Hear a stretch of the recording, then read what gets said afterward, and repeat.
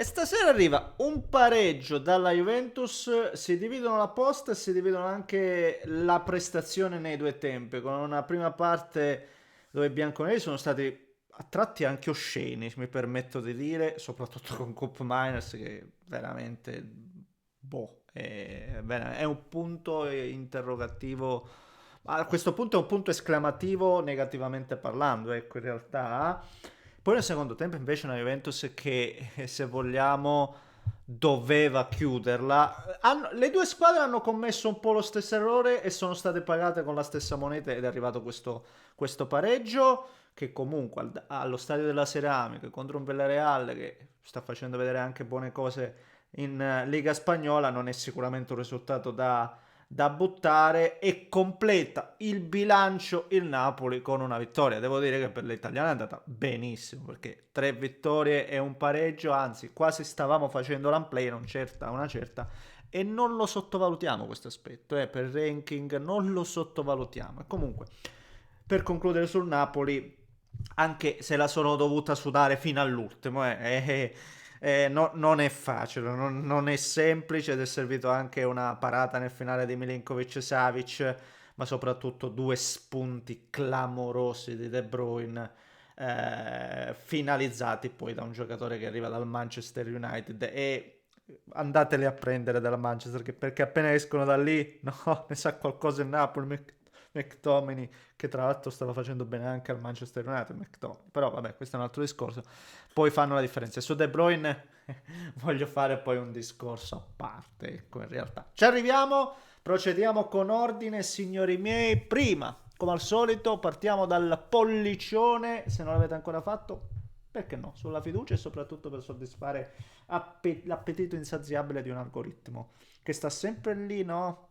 Sornione. Per cui spolliciate, iscrivetevi se volete seguire i prossimi contenuti, signori miei. E mettiamo da parte un po' la Champions, ma c'è l'Europa League domani, vediamo Roma, credo anche il Bologna, cercherò di seguirle entrambe. E poi Serie A, e siamo sempre qua, quindi iscrivetevi, ringrazio perché andiamo forte, vogliamo raggiungere questi 250.000 su YouTube, speriamo, ma col vostro supporto ci arriveremo prima o poi con calma, no? E vi rimando anche a tutti gli altri profili in descrizione. Grazie ancora. Allora, dividendo come al solito tutto in due blocchi, partiamo dalla Juventus. Dai, parto dal 2-2.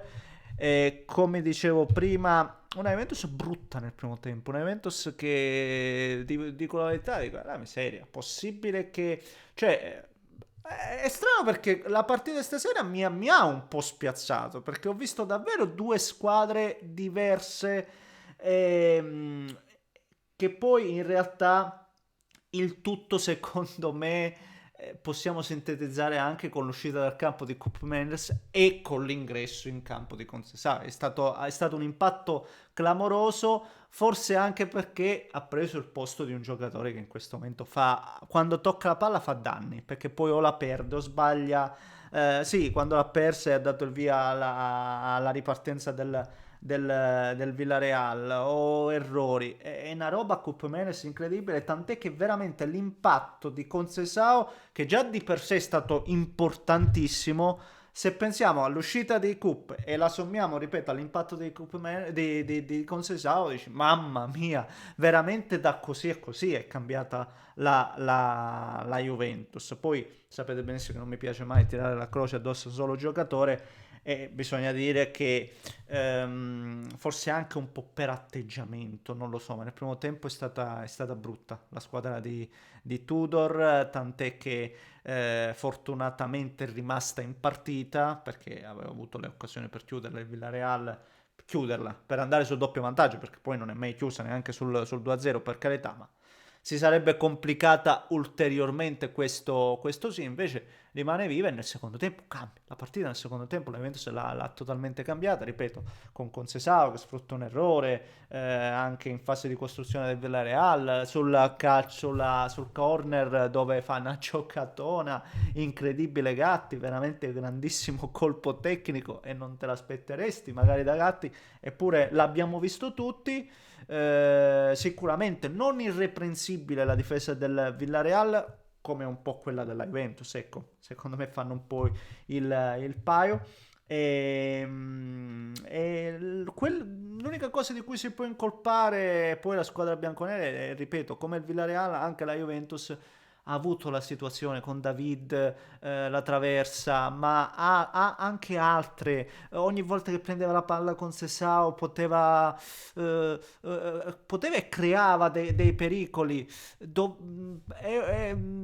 Quasi va rammaricata a casa, secondo me, la Juventus, perché a quel punto, no, poi si è di nuovo abbassata, di nuovo prestato il fianco e poi alla fine è arrivato, quasi inevitabile, perché poi la Juventus, abbiamo visto, dietro continua a ballare. Poi, diciamolo, oggi mancava Bremer e Thuram, che sotto l'aspetto proprio sono un po' la spina dorsale, soprattutto nella fase di non possesso. Poi fatemi dire che secondo me viene sempre criticato Locatelli in campo, secondo me comunque per quelli che sono i centrocampisti della Juventus è uno di quelli che non può mancare Locatelli, secondo me. O comunque quel ruolo, cioè io vedo meglio lui di tutti gli altri, ecco, questo è. Poi ditemi un po' la vostra. Una cosa, oltre a settare la fase difensiva, che abbiamo detto tante volte, bla bla bla bla, non ci sto qui neanche a perdere troppo tempo, la Juventus, secondo me, e Tudor nel caso specifico, deve fare una roba. Deve trovare le gerarchie lì davanti, affidare una maglia da titolare a un attaccante. Non può essere che nella Juventus o comunque qualsiasi club importante, oggi gioca David, domani gioca Openda, dopodomani gioca Vlahovic e a giro, no, sorteggiamo e li mettiamo in campo. Così rischi di perderli tutti e soprattutto nessuno poi ti rende. Deve trovare il modo. Oggi ha mangiato un gol clamoroso David, ma non è il gol mangiato, è proprio l'apporto che dà, no?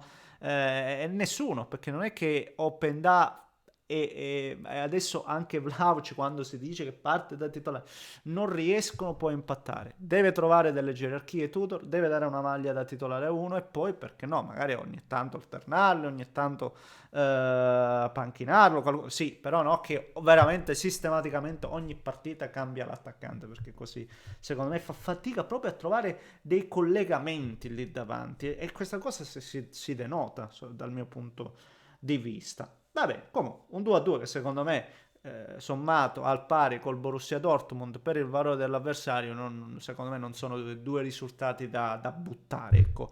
Sicuramente una vittoria poteva accendere un po' più gli entusiasmi, ma anche un pari, secondo me, ribadiscono ancora una volta, fuori casa, contro il Villarreal, una squadra che è terza in Lega Spagnola, 5 vittorie, un pari e una sconfitta, sta facendo bene il Villarreal, quindi non è sicuramente un risultato. L'avversario era comunque impegnativo, ecco. Poi, secondo me, la difesa del Villarreal era abbastanza, no? Però, ribadisco, anche la difesa della Juventus bisogna lavorarci. Va bene, andiamo un po' anche sul Napoli, se no qua viene un video chilometrico. Tra l'altro avrei voluto parlare anche di Barcellona Paris Saint Germain, che l'hanno messa stasera insieme a due partite italiane, non l'ho potuta vedere, no? Già a vederne due faccio una fatica in mano a switchare tra il computer con Prime e la televisione Sky, fai fatica già a seguirne due, vi dico la verità, peccato davvero. Comunque, il Napoli. Allora, devo dire, è una partita che per lunghi tratti è stata anche in pieno controllo cioè si diceva partita completa. No, la partita si è un po' complicata con, chiamiamolo, errore di Politano, che lì deve evitare quel contatto là, no? Deve evitare quel di mettere di prestare il fianco e quindi di concedere un rigore che in quella situazione specifica non era, secondo me evitabile, ecco, tutto qua. Però un Napoli che stava controllando, non aveva subito nessun particolare pericolo.